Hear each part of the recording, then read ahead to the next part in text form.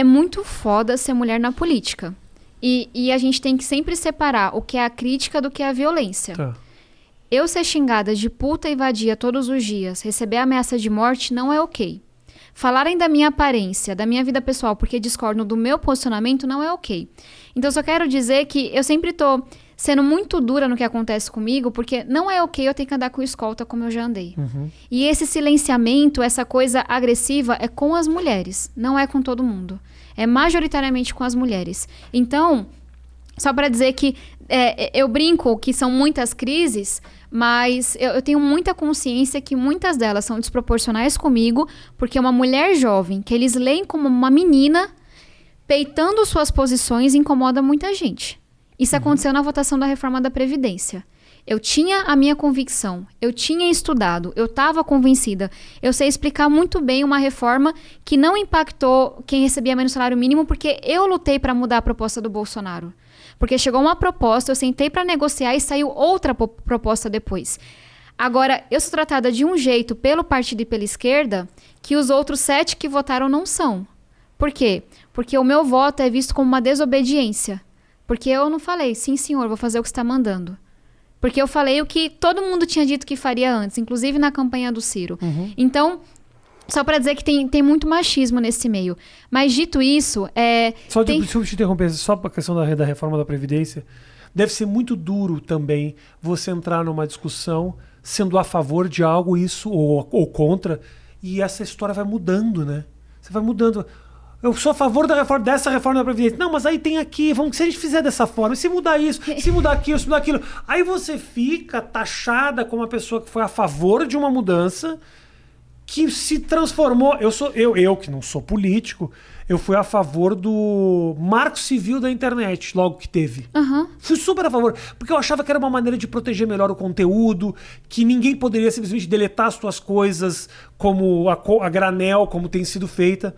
Aos poucos isso foi mudando, e chegou ao ponto de o governo falar. E se de repente criticarem o governo, será que a gente não pode também tirar do ar? Chegou nesse ponto. E eu fui o cara que foi a favor. Então eu respondi por ser a favor do marco civil da internet até virar outra coisa. E isso enfim, eu nem sou político. Meu business não é esse, mas teu é. Mas o que então, você assim, trouxe é muito importante, assim. Eu venho de um lugar em que esse debate esquerda-direita não importa para as pessoas. Então, eu sinto muito, tive uma trajetória diferente. Não fui de centro acadêmico, não fui de juventude partidária, porque política não era para mim, sabe?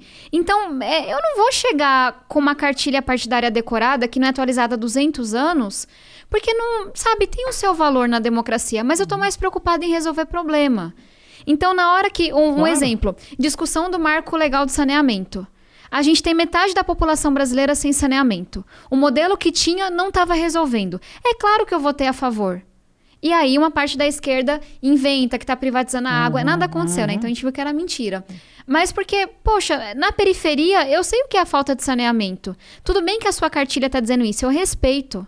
Mas não está funcionando na ponta. Mas a questão da Previdência tem mais a ver com que... eu ia dizer da conveniência política. Porque, enfim, uma das razões pelas quais eu fui pro PDT é porque eu admirava muito a gestão do Ciro no Ceará. Cara, ele fez várias reformas, colocou as contas em dia, investiu em educação e ele dizia que era um cara mais de centro-esquerda. Até porque ele estava tentando se diferenciar do Haddad naquela época. E aí ele defendeu a reforma da Previdência. E eu tinha estudado isso. E a gente sabia que... Eu acho que até 2026, de cada R$10 do dinheiro público, 8 iria para pagar a Previdência. Só ia sobrar 2 para saúde, educação, segurança, infraestrutura, tudo. Tipo, era uma bomba, porque a população estava ficando mais velha. Então eu cheguei no debate falando, tem que fazer. Aí chega uma proposta horrível do governo Bolsonaro. Aí eu falei, sou contra essa proposta, vamos melhorar. E aí começou a negociação. Bancada feminina, bancada da educação, protege quem recebe até um salário mínimo. Resumo da ópera. A gente conseguiu uma reforma que para quem recebe até um salário mínimo não mudou nada. E a alíquota até diminuiu de contribuição. E aí eu falei, cara, dá pra votar isso. É duro com a classe média? Mas olha, a gente tá acabando com a aposentadoria de político de R$40 mil. A gente tá colocando a regra de idade pra todo mundo, que sempre valeu. Pra diarista, pro cobrador de ônibus, pro pedreiro. Mexer no dinheiro dos militares também? A gente não conseguiu. Eu apresentei uma proposta. Meu Mas Deus aí do o quê? Céu, atraso de vida. A base do governo. Mas é um absurdo Mas eu apresentei uma outra proposta para a gente igualar a aposentadoria dos militares ao dos outros servidores e pagar o auxílio emergencial. E aí eu comecei a ser odiada pelas filhas pensionistas dos militares. Elas têm uma página contra mim, etc. Ninguém tem coragem de bater no exército, Tabata. Ninguém tem coragem por uma série de motivos. Primeiro porque é difícil, é uma base muito forte. Eles têm essa pecha de eu defendo o país mais do que todo mundo, né? Então assim, fica difícil você bater com alguém que a princípio tá pronto para ir para uma guerra. E segundo porque estão armados, né? Então assim, e tem influenciadores. Eu conversei com um amigo meu outro dia que deu uma cacetada no exército e eu falei, porra, é isso aí mesmo. Mas eu falei, depois eu mandei uma DM, falei, cara, por que ninguém fala? E a gente começou a conversar sobre isso. É difícil pra caramba, porque daqui a pouco o cara tá batendo na minha porta. O Felipe Neto, outro dia foi a polícia foi bater na porta do cara porque ele fez uma crítica ao governo. Então, assim, a gente tá vivendo num momento em que o presidente da República, um tempo atrás, falou que a ditadura matou pouco. Até que ponto isso pode chegar? Será que um dia eu não posso sair na rua depois que critiquei o exército, tomou um tiro na minha cabeça e parecia que foi um assalto? Então, assim, mexe na tua segurança física. Mas, cara, é um absurdo, Tabata, que a população brasileira pague filho, neto de militar, para gerações e gerações de pessoas que a gente financia. Eu me lembro quando começou a discussão a respeito da Previdência, a porcentagem do gasto com Previdência que ia para os militares era absurda. E foi isso, assim, a proposta que a gente votou, mais da metade dela é do topo, que a gente tirou de 40 mil, de quem recebia, sabe, super aposentadorias. Só que tem aquela coisa de discurso ideológico. A esquerda falava, cara, não vão entender que não é a mesma reforma. Porque, ó como que é foda. O pessoal de oposição colocou vários pontos. Se isso aqui mudar, a gente... Se não mudar, a gente não vota. Tudo a gente conseguiu na negociação. Mas é o que eles falaram, é discurso, é narrativa. E aí já vamos pensar na eleição. Aí na época, o Lula tava na prisão. Ciro queria ir pra esquerda. Não dá pra votar. E aí ele me liga e fala, não consegui falar com o Lula, você tem que votar contra. Mas e a minha convicção? E as mudanças que eu ajudei a fazer? E eu acho que isso se conecta com outra coisa que você estava falando, que é... E você acabou votando como? E aí eu votei a favor da reforma que a gente tinha feito no Congresso. Tá bom. E aí 1/3 da bancada votou, mas eu fui chamada de traíra. Foi ameaçada, isso. A confusão toda. Mas hoje eu consegui dar justiça para sair do PDT. Porque até o Barroso falou, teve violência política de gênero no que fizeram com a Tabata. Colocaram minha vida em risco por um posicionamento político, de narrativa. E você sabe de onde saíram essas ameaças? Tem ideia? Não precisa falar isso. Eu tenho vários processos correndo. Entendi. Então vamos saber um dia. Perfeito. Espero, né? Mas o que eu ia dizer, qual é a minha maior crítica assim, da sociedade brasileira? A gente é muito corporativista. As pessoas não querem abrir mão dos seus privilégios e tem muito privilégio no Brasil. E é importante dizer que isso é da esquerda à direita. Tem muito privilégio nos militares? Tem. No alto escalão.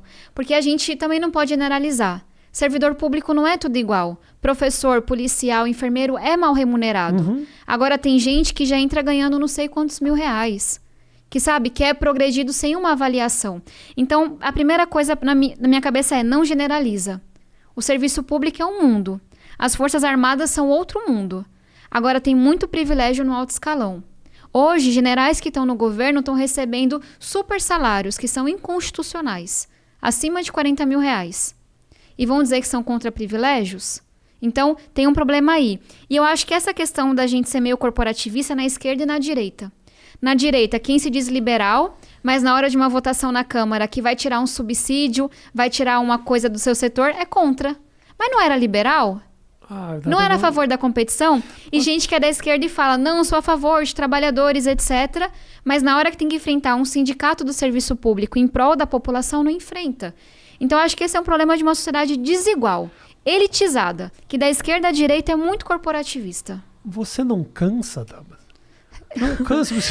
Se com 27 anos eu estiver lascada, eu estiver cansada, lascou. Eu penso assim... Cara... Então vamos falar de algo otimista, que eu quero que vocês acreditando que o Brasil tem jeito. Não é isso. Pelo contrário, você é uma pessoa otimista, você passa isso. Eu fico me colocando no teu lugar, entendeu? De ter que em algum momento, brigar contra as minhas próprias convicções, ou ter que batalhar pelas minhas convicções para não ser ou mal interpretada ou para perder alguns ganhos políticos que eu tive durante essa minha construção. Porque às vezes votar a favor da reforma da Previdência não faz só você se queimar com o partido, faz você muitas vezes receber ameaça de morte. Ameaça de morte e decepcionar as pessoas que estão do teu lado, falando também: pô, Tabata, mas assim... Mas é uma escolha. É uma escolha. E assim, você tem que ter muita força Tem uma coisa que um deputado mais velho me falou que eu acho que é muito verdade. Quando você entra, ele falou assim, você tem que escolher se você vai ser amigo dos de dentro ou dos de fora. Ou seja, se você vai entrar no jogo e um dia vai ser presidente da Câmara e um dia vai ser líder de um super bloco, ou se você vai saber que você não vai estar em toda a mesa, mas que você vai estar seguindo os teus valores. Eu escolhi estar do lado de fora. E aí eu respondi para ele, mas aí tem uma segunda escolha. Você vai querer estar do lado do interesse que é organizado ou do interesse que é difuso?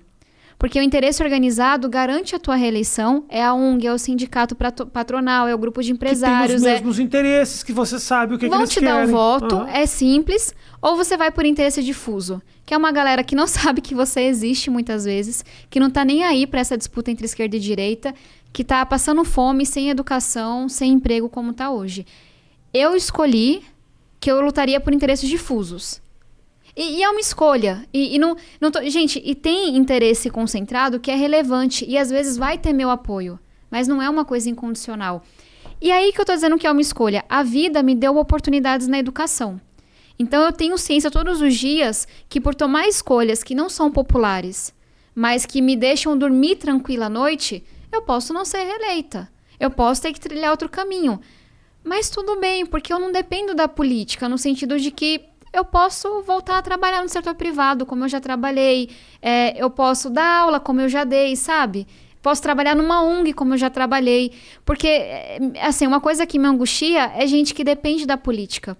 Porque aí depende de sempre ser reeleito.